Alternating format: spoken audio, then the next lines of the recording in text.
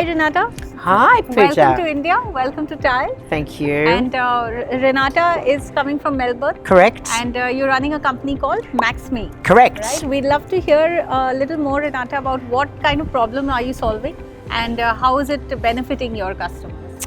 So for us, we specialise in helping people develop, let's call them employability skills, otherwise known as soft skills. And really importantly, these are the must-have skills for the AI age. Right. If we, certainly if we look at the research done by companies like Deloitte, McKinsey, Bain, they're all saying the same thing about the AI age.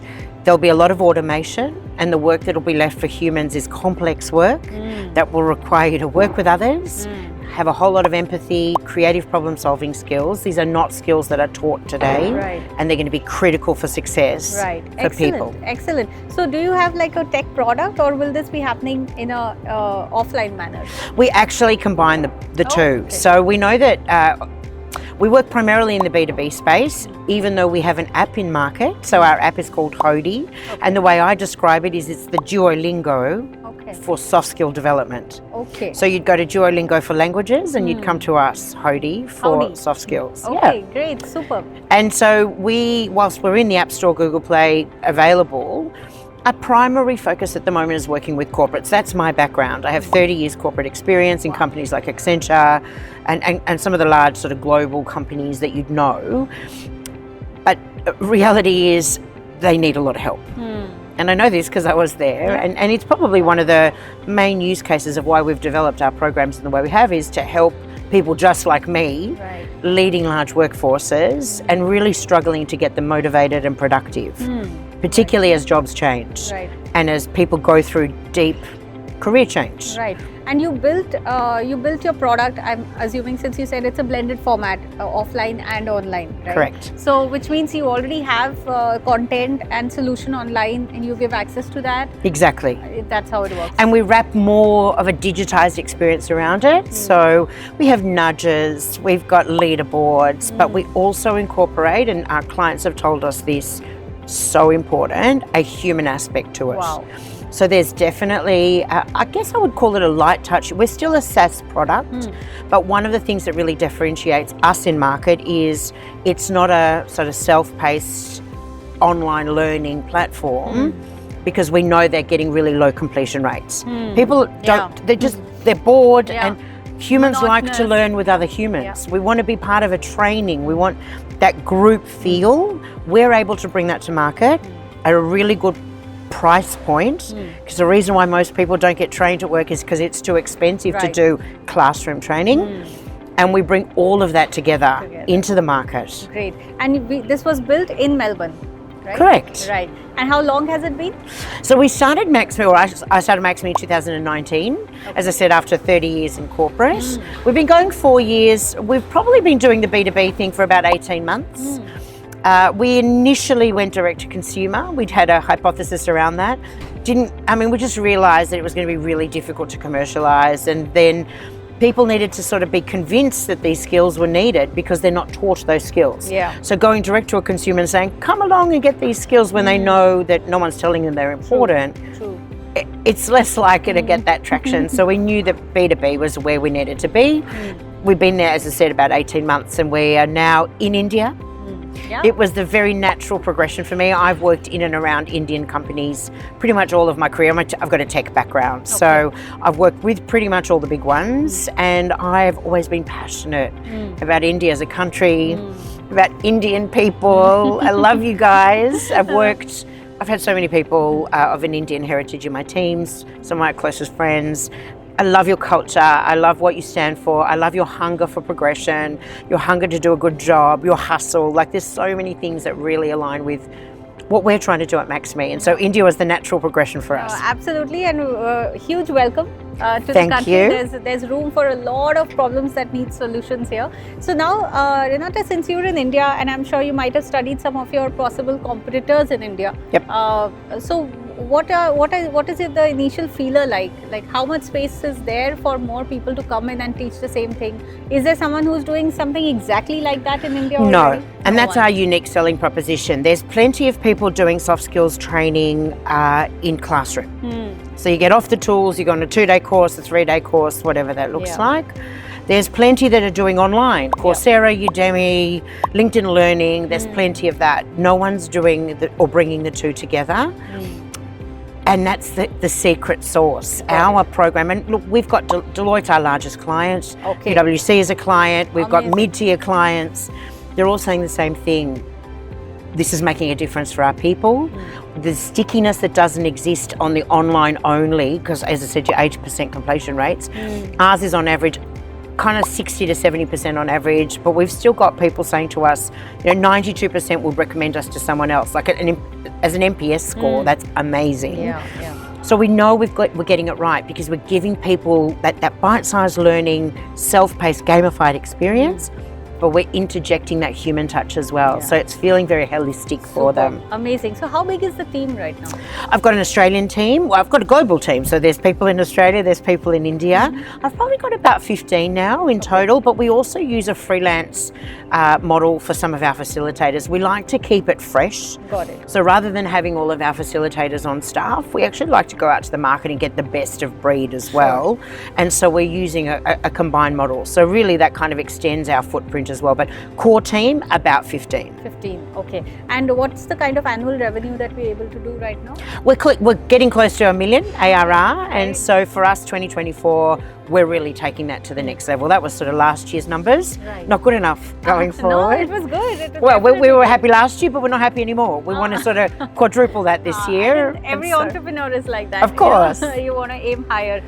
So are you looking for funds right now? I'm actually right in the middle of closing a round, or in the middle of finalising my round. I've got investors already, and I'm sort of getting close to my target. We're raising $1 million, and so we've been really lucky to get some really high caliber investors and advisors. In India? India is not in India. They're all outside of India, but because I want to really make a big mark in India, I'd love some Indian investors to come in. Primarily because I want them to be part of the story right from the beginning. Right. And they've got great advice and they've got great networks. Like I know in India, it's all network. So I really want people who truly see the benefit that this is going to give to culture, to organizations. I'd love them to come on board. Makes sense. And where do you plan to use most of the funds that you'll be raising now? Sales and marketing is the main game, although we do have a product roadmap. So it's about half for sales and marketing, really kind of expediting scale, about a quarter for product roadmap, and another quarter which is, working capital and those sorts of things. Got it. So, since we're at the HR Summit, I have very quick HR rapid fire questions. Of course, please. Okay, so very quickly, for your company, the percentage hiring that happens through an agency versus in-house teams? I've been really lucky. It's not been through agency at all, and the way that I've recruited is people who know people. The people that want to work together, who have worked together in the past, who have got all of these really deep subject matter expertise type skills, they're finding each other. And so I've been able to really build my team in a very kind of purposeful way of people who know people. Makes sense. 2 things that you look for in any candidate while hiring for any role in the company. Number 1, will. Will, presence, mindset, attitude.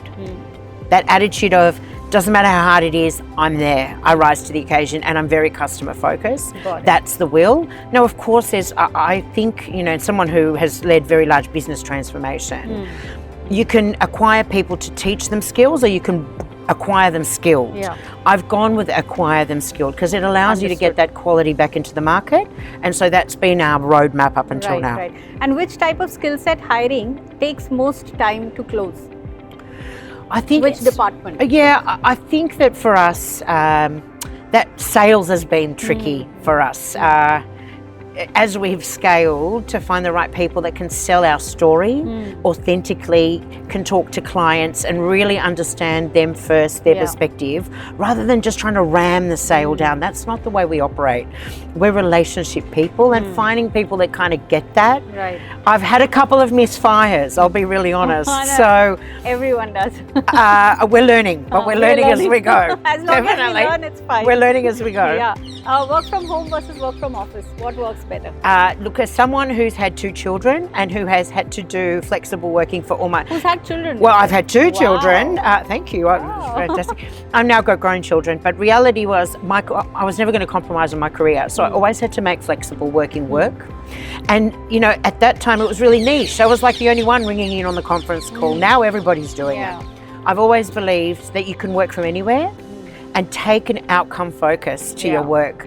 A really good leader will really show what the person they're leading needs to achieve and just let them achieve it.